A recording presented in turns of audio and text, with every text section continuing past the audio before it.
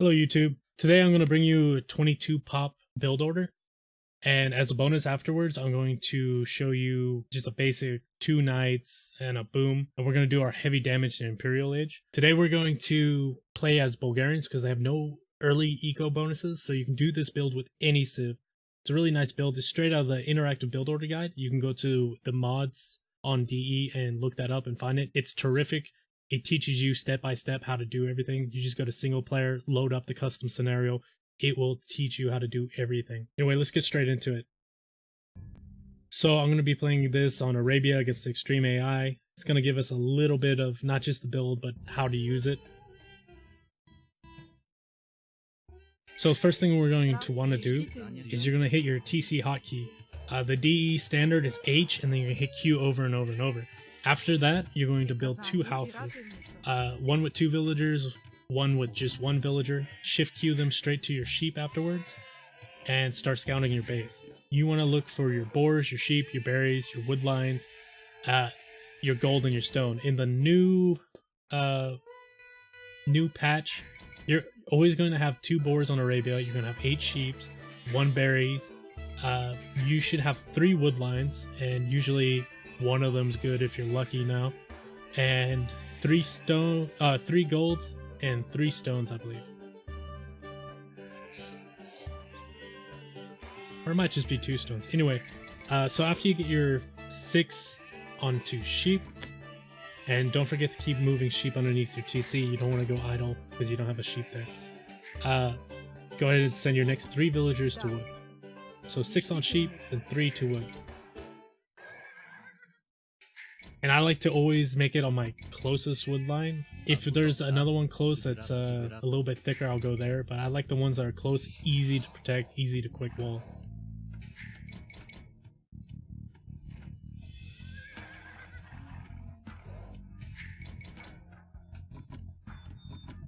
So after you have 3 on wood, you're going to have to send the next one to lure the boar. And the vill right after the one you send to lure the boar is going to go to sheep. So you're going to have 6 on sheep, 3 to wood, 1 to lure the boar, another 1 on sheep, so 7 on sheep. And after that vill comes back with the boar, you're going to have 8 on the boar total. The vill right after the one you send the sheep, which is right after the one you use to lure the boar, is going to go build 2 houses and a mill. So I'm going to go ahead and send that out. And I try to make my houses and all my buildings really in a way it could be part of my wall. Might as well just, if you're going to have to spend the wood anyway, might as well have a dual purpose for it.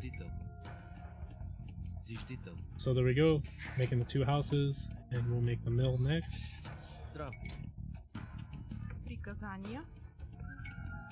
There we go. Go ahead and put a Vills to the berries until you have 4 on berries. When your boar is around 150 to 180 food left, which mine is pretty close, so I should lean more towards the 150 range, you're going to want to lure it with one of the Vills collecting food underneath your TC.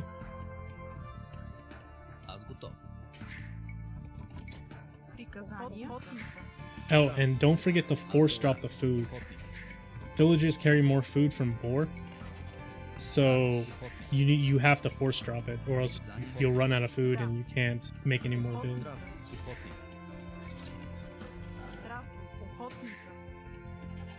Alright, after you have your 4 on berries, you're going to want the next 2 Vills to go to the boar, and you're going to want to make 2 farms with your weakest Vills.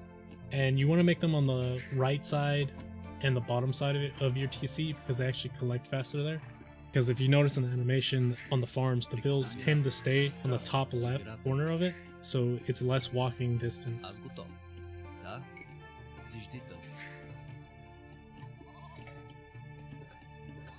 After you have your 2 that went to boar and 2 on farms, you're going to want to send the rest of your villagers to wood. My visual cue for this, when I look up, I see I have 18 population. Then I start sending them to wood. I'm going to send 2 to my previous woodline that I already have, and then the last 2 vills coming out, I'm going to send to a new woodline. And as soon as the vills are done taking food from the boar, go ahead and pass them to the sheep.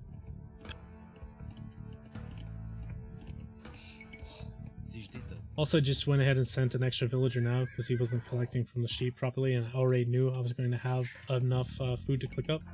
After the 21st villager, so after you queue up to 22 pop, you can go ahead and click loom, and then feudal age right away. That's the nice thing about DE, you don't have to wait until the villagers are created to queue the next thing. And on your way up, you're going to want to make another house and a barracks. So I go ahead, and that vill can come from anywhere. It can come from berries, it can come from wood. Honestly, right now you have about 2 more vills than you need, so you can be walling this whole time with a couple of vills too, and it will not hurt your timing on anything. But for the sake of the build, I just went ahead and stayed basic and didn't try to do anything fancy.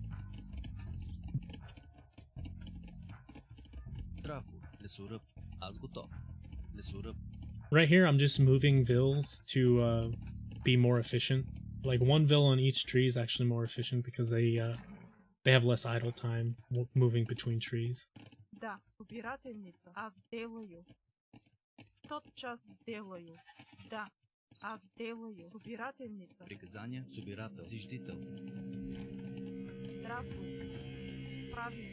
Also, I shift queued all my villagers to sheep, so that would also save some idle time. You can do that, and then after that, I shift queued them to straggler trees. As I was going up, I also queued up a couple extra vills.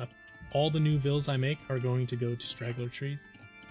And as soon as you go up, you want to drop that stable. You want to get double bed X and horse color. The reason I didn't get the eco upgrades right away is because I was wondering what he was doing with that drush there, and I got a little bit worried about it. I was preparing to quick wall some things, but he wasn't doing anything. And that's also the point of the drush. It's not necessarily to kill anything, it's just to delay you and mess up your economy. So here we go. Eco upgrades. I'm not going to make another farm.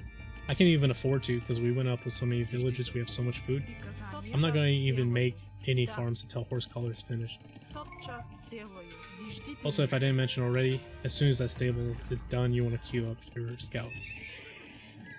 Horse collar's in, I'm going to start moving a lot onto farms.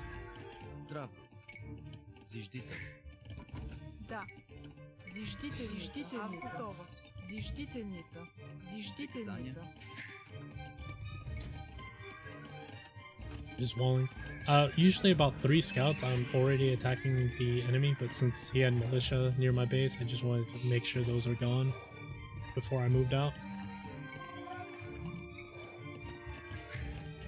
Also, I do things like I set those to defensive mode because I don't want them to run too far. And I put them on attack mode there because if they do see anything, I do want them to go after. Just little things. In this case, it doesn't really matter that much. But you'll see as I move out, I do use box formation, and I use stand ground. And the reason I use stand ground is how many times you send some units that go attack 1 unit and then they just spread out? That won't happen if you use stand ground.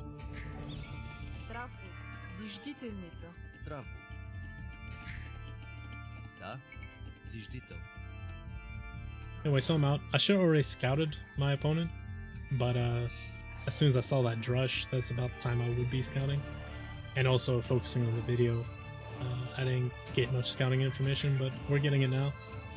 Basically with your scouts, you just want to kind of run around and just pick off any loose fills. You don't really need to fight, and there's what I was talking about. I put them on box formation and stand ground. So I'm just going to try to just pick 1 vill here. He could have fought me on this, but it's the AI. I don't know how they make their decisions. But as soon as I see resistance, I'm going to run away. See, militia are there. I could take those militia, but there's no point. My scouts can do way more damage alive than they can dead, so might as well just run. If I did engage there, maybe I win a scout and I win 3 militias, but then I'd probably only have 2 scouts left. Oh, also, all the vills coming out of TC are just going to straggler trees. And then from there, every time I have 60 wood, I'm making a farm. That's very important. And that's pretty much as soon as you're done with horse collar, that's what you want to be doing. Okay, at this point, I have 20 on food. That's my magic number. You could probably get away with less. I think Interactive Build Order Guide says 18 farms, but then they also take 2 off of berries to make those farms. But after that, you want to queue up 5 villagers, send them to gold, and then when those are done, you want to queue up wheelbarrow. Also build a blacksmith at some point. Right now, with this build order, you can actually afford some upgrades if you need them on your scouts. The attack upgrade, the armor upgrade, you can afford both, I think. Right here, I made a mistake. I housed myself, of course, and so I'm just adapting. I'm going to go ahead and get wheelbarrow now, and I think I have too many villagers anyway. So I'm going to move some vills off my wood line to gold just to compensate, and I'll make 1 vill after wheelbarrow is done. Which does put me back about 30 seconds. Usually get up to castle age right at 21 minutes, and I think in this video is 21:30. Also, don't forget the blacksmith.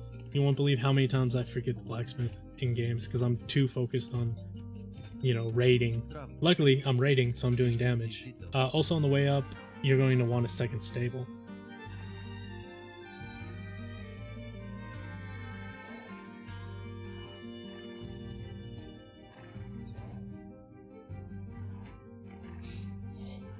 Just move your scouts around.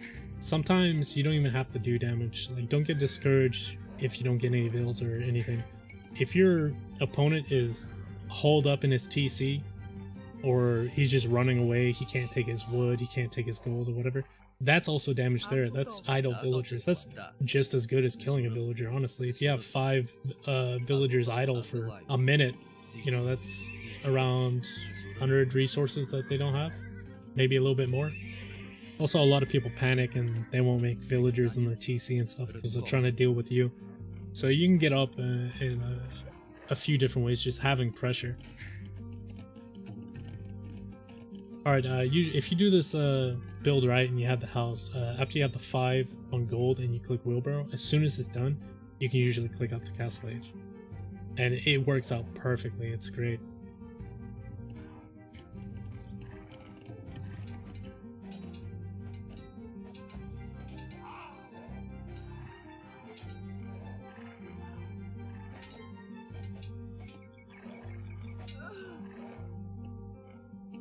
Here I'm just running around doing more damage.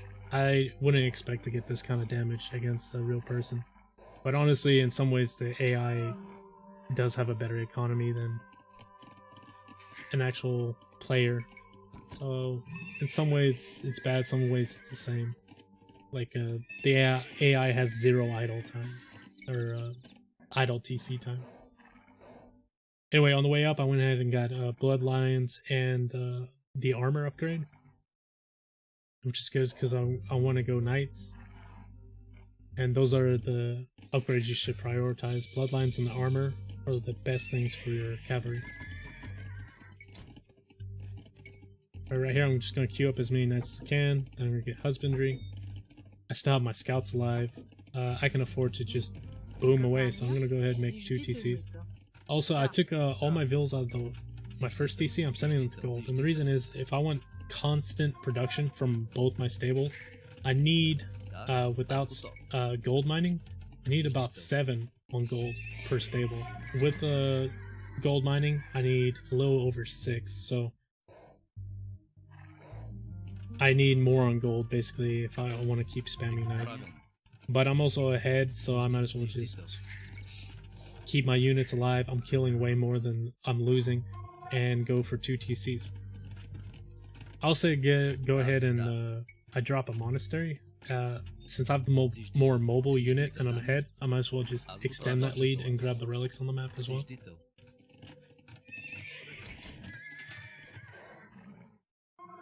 And it's the same deal right here. All of your new villagers except for the first TC, because we're making knights, are gonna go to wood, and every time we have 60 wood, we're just gonna make a farm.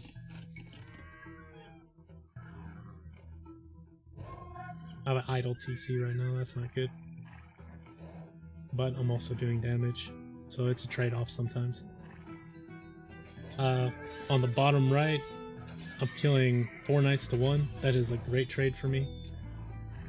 You should always take those trades, and at the top, just picking off whatever vills I can and just running away. Just take the good fights. You know, if you don't have to take the fight, don't take the fight. You take the fight when it suits you. It's an advantage for you. I don't lose a unit for a very long time in this game, actually.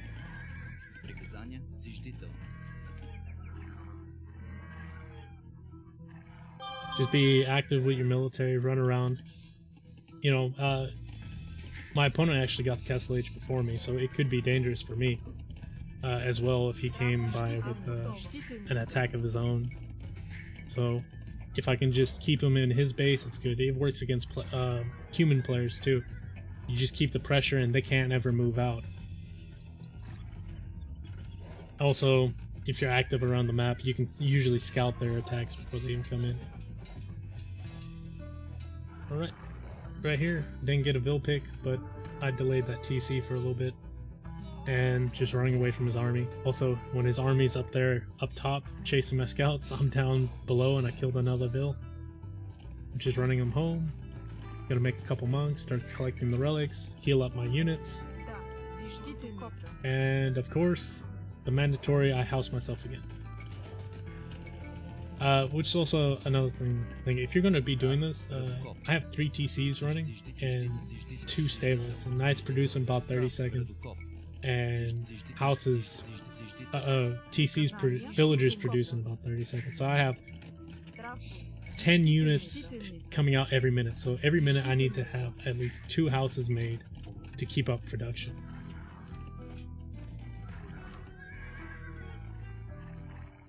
I think here though, I'm ahead. I could keep making knights.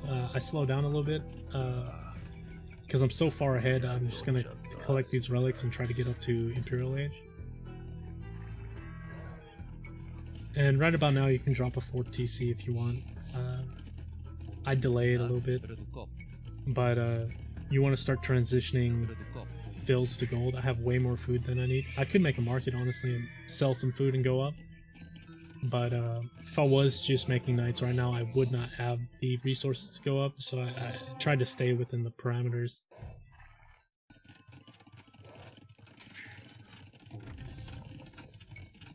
Go ahead and get that armor upgrade, make some more knights. I went ahead and got light cav too, because I still have 5 light cav on the field, and they have done a lot of work for me as scouts. Might as well give them a nice promotion with some better armor, better weapons. They deserve it.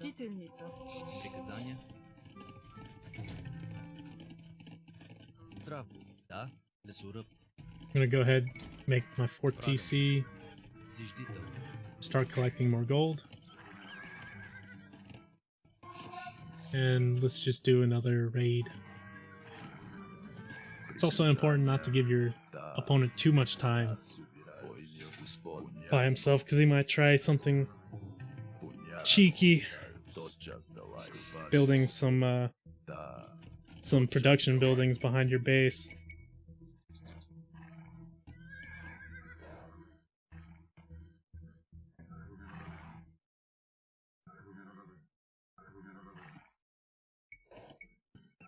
Here we go, we're just gonna do some more raids. Look at all those nice free Vills. Against a human player, I still think it would be possible to do this, but usually what you're going to be doing is you have so many knights you can bust through a wall and just take everything off their woodlines, half their farms away, they'll run to their TCs. And here I lose a knight. I was pretty sad about it. I think that's my first unit I've lost in this game. Okay. Also, I didn't talk about it, but I did make a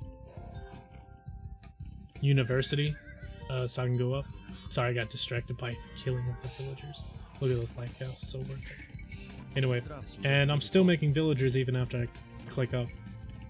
I'm gonna go ahead and get whatever eco upgrades I have left. And I lose a light cav there. That was also sad. Keep making farms. At this point, I should be making stables already. I wait a little bit. But I get all my upgrades. I have a pretty decent ball of knights already. And I'm gonna just keep building the numbers. I'm gonna start transitioning more to stone. Make a few more farms as well.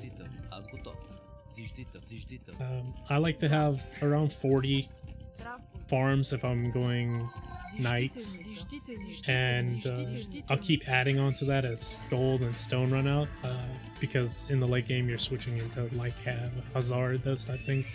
And if you have about 70 farms, you can produce out like 20 stables non-stop and just swarm your enemy with just pure numbers. Just swarm all those units into his eco, kill his villagers.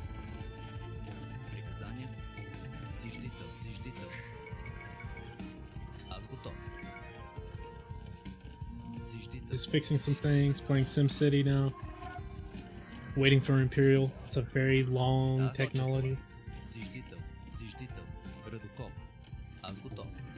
So I clicked up around 100 population, which is pretty good. If you're booming, you want to pretty much do it at 100 villagers. It's a good number to go up. It's like I'm around 100 population, I better click up. It's my general rule at least, because if you're booming, well then I have enough villagers to produce an army in Imperial. And if you're producing military, it's, well, I have enough military to upgrade into Imperial.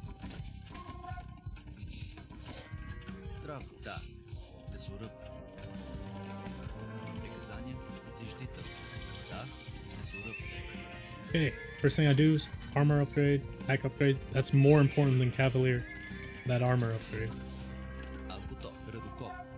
Then I get Cavalier, of course. I'm gonna send more to stone. I'm just moving those to wood for now. I'm gonna put them back on farms later. And now I'm just gonna keep producing out of my stables. Also, I set up a hotkey. D didn't have a standard hotkey for select all stables, select all ranges, select all barracks. I highly recommend going ahead and doing that. And I just did it the same way as the TCs. So to select TCs, H, and to select all TCs is Control-Shift-H, which I use a lot.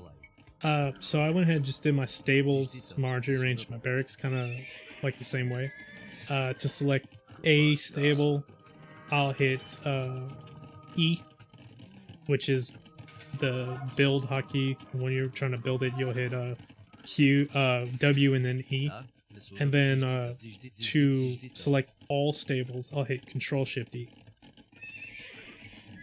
Which is nice. Anyway, I'm just building up my numbers, and Cavalier is in. I'm gonna go attack now. Based on the score, I have more than enough to just end the game here. I'll show you a little bit of the attack. Basically, what all I do is I kill all his villagers, I start killing his TCs, I make some forward castles, put down some rams, and the game is over. But we get some juicy shots of killing Vills, which is always satisfying. Right here, I could have taken this fight better, but my military is so much stronger than him. This is why even bother. You know, it's like in chess. You know, you see a winning line, and so you don't look for a better line. You already have one that's winning.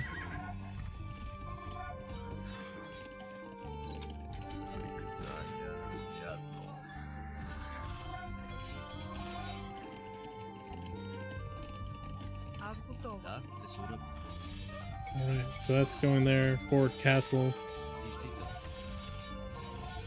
There's one more thing I want to show you. Just pretty much it's going to come here, and then that's it. Just one last little tip. If you're going to attack with your cavalry, you're trying to kill a TC, the best way to do it actually is not to just click the TC, because they'll go around the TC and you won't be able to attack with as many units at one time. What you can do is you can bunch them up like this, click past the TC, right? And then after they get to there, you can click the TC, and you see how all of them under there just start attacking all at the same time. That's great. Oh, also, note, this is where my last scout died. All the way from feudal age. Anyway, I take out these 2 TCs, kill all the Vills, it's pretty much GG. I'll save you the next 10 minutes of the AI refusing to resign. Anyway, guys, I hope you've learned something from all this, and I hope you enjoyed the content. If you have any suggestions or anything, please leave them in the comments. I'll go ahead and I'll leave a text build order for you guys to follow in the description. But anyway, I hope you guys have a nice day, and I'll see you in the next video.